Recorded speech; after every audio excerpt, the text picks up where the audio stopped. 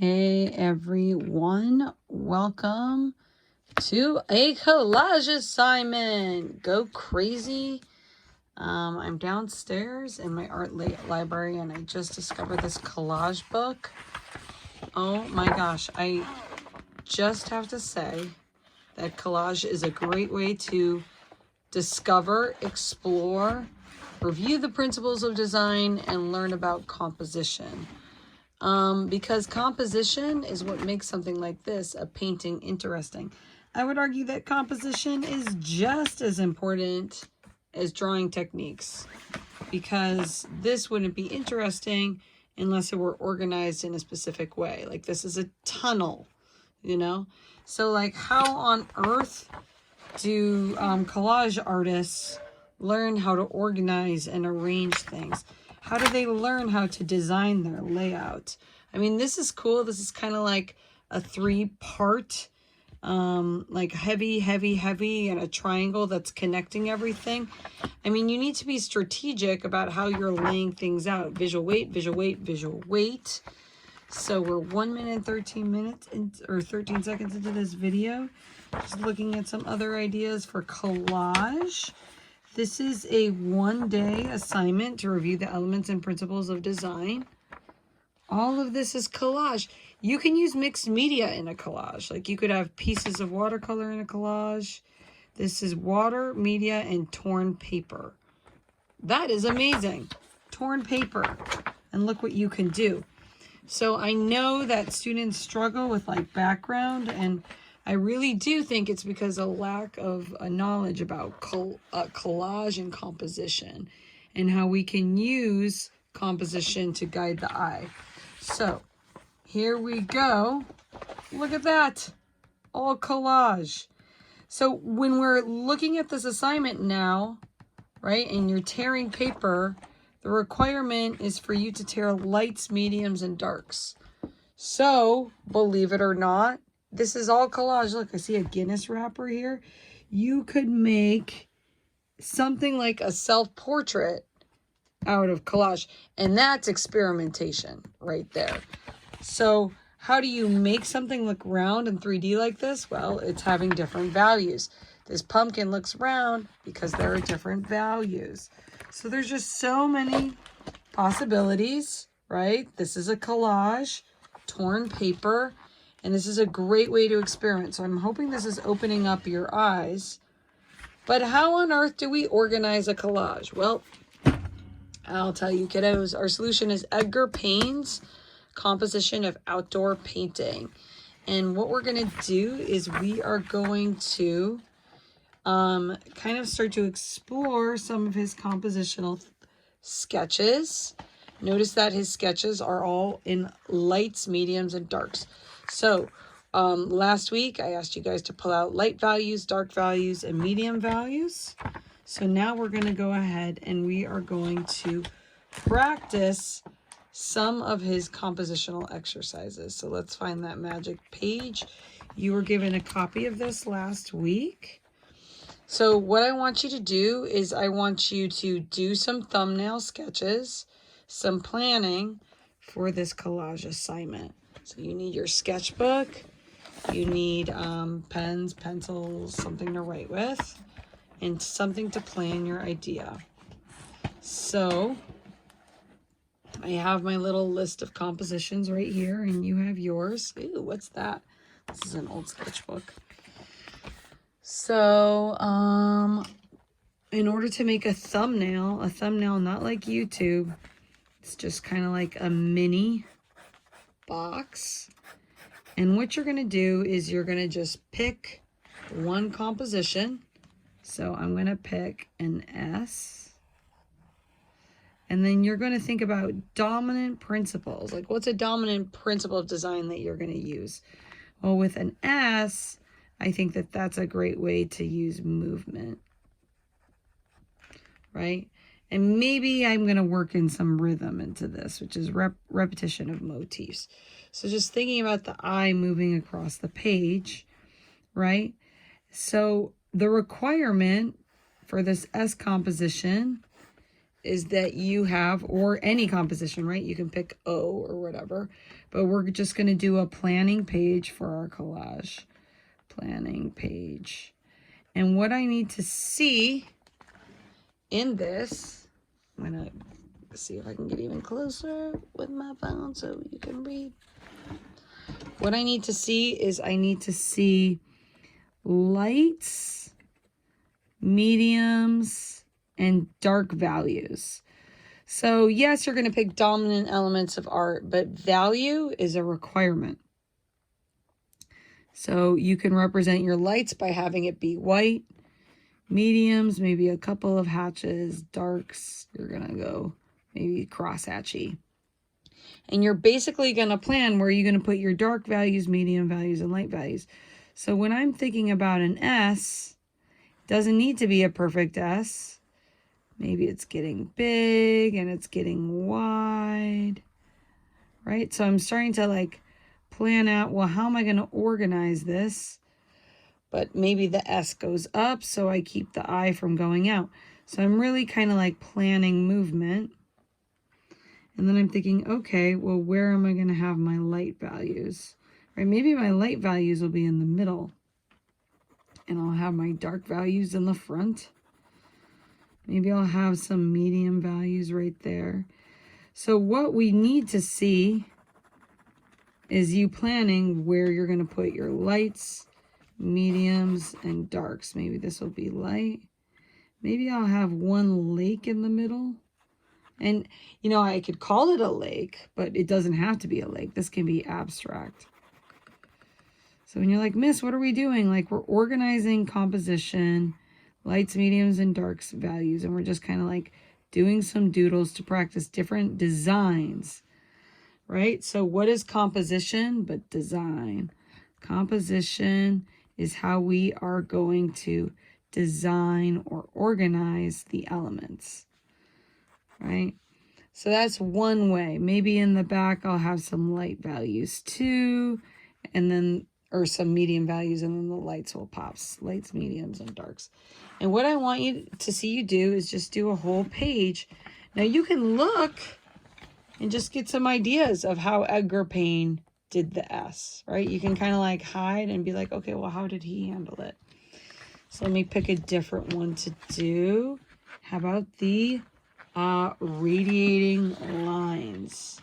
Okay, this is a popular one. So again, step one, I would sketch the thumbnail, right? And maybe I want to write S curve, S. And for radiating lines, I think my dominant principle that this is kind of like helps with principles of designs, right? It's little scaffolds. This one would be emphasis because there's a lot of converging lines. There isn't a wrong or a right, but this is kind of like the design principle I'm focusing on. So I'll just copy what he has here. Edgar Payne. Figuring out a way to organize my collage. We're 8 minutes in. Go crazy.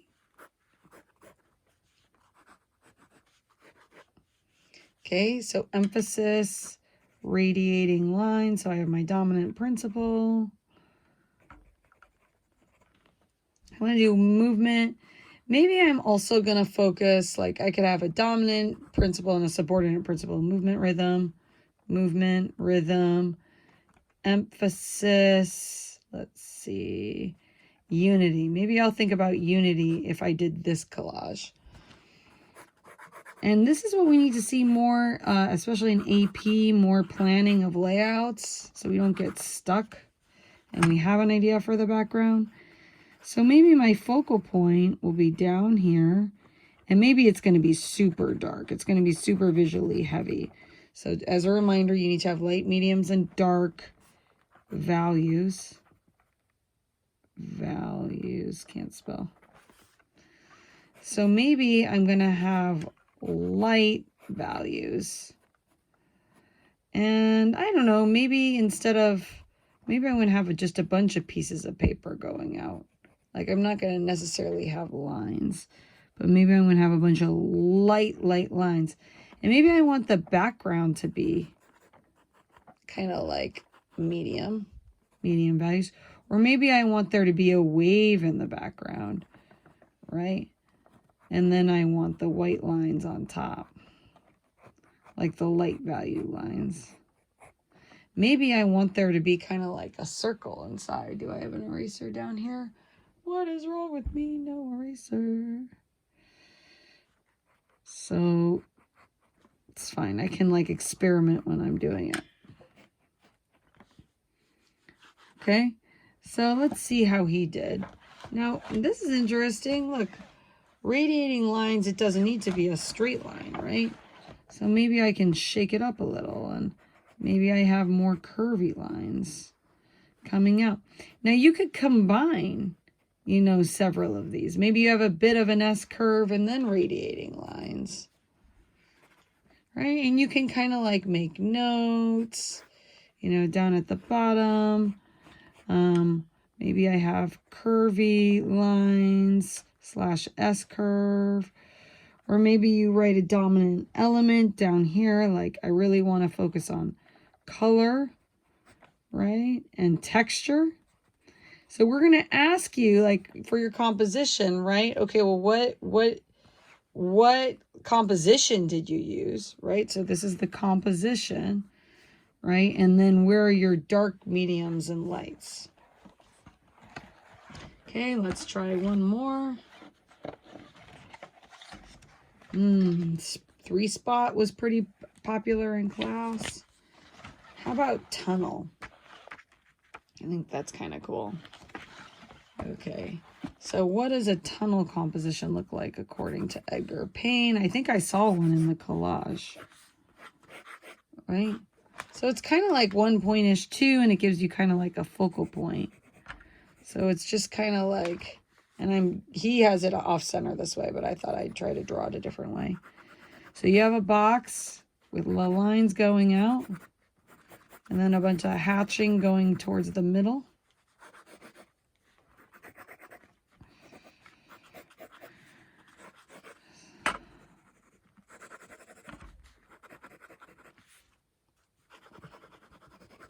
Oops, I should keep that light.